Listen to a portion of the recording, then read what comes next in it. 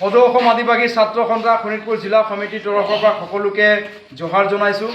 আজি শোণিতপুৰ জিলা অন্তৰ্গত বালিপাৰা আঞ্চলিক সমিতিৰ পেপচি ক্লাবত এখন আমাৰ কাৰ্যনিৰ্বাহক সভা অনুষ্ঠিত হৈ যায় আৰু এইখন সভাতে আদিবাসী ছাত্ৰ সন্থা শোণিতপুৰ জিলা সমিতিয়ে কিছুমান প্ৰস্তাৱ আমি ইতিমধ্যে লৈছোঁ। যিহে আমাৰ যি শোণিতপুৰ জিলা সমিতিৰ অন্তৰ্গত যিকেইটা আঞ্চলিক সমিতি আছে সেই সমিতিবিলাকক কি ধৰণে আমি ইয়াতকৈ অধিক শক্তিশালী কৰিব পাৰোঁ, সাংগঠনিক দিশে কেনেকৈ আমি আগুৱাই যাব পাৰোঁ, ইয়াৰ বিষয়ে আলোচনা হয়।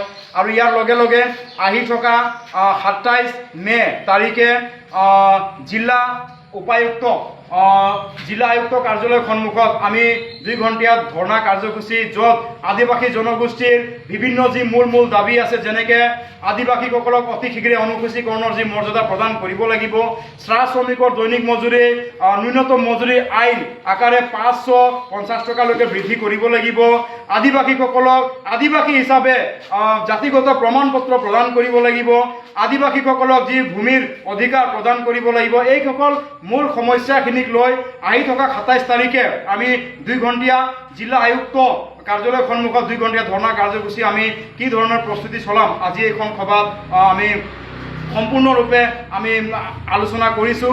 ইয়াৰ লগে লগে আহি থকা দিনবোৰক গোটেইকেইটা আঞ্চলিক যি আমাৰ 10টা আঞ্চলিক শোণিতপুৰ জিলা সমিতিৰ অন্তৰ্গত আছে, সকলো আঞ্চলিক সমিতিকে আমি আহি থকা দিনত যিসকল HS আৰু HLC পৰীক্ষাত ইতিমধ্যে উত্তীৰ্ণ হৈছে সেইসকলক ছাত্ৰ ছাত্ৰীসকলক ফেলিচিটেশ্যন প্ৰগ্ৰাম যি ৰাখিবৰ বাবে আমি আজিৰ সভাত সিদ্ধান্ত লোৱা হৈছে। আৰু ইয়াৰ লগে লগে আদিবাসীসকলৰ যি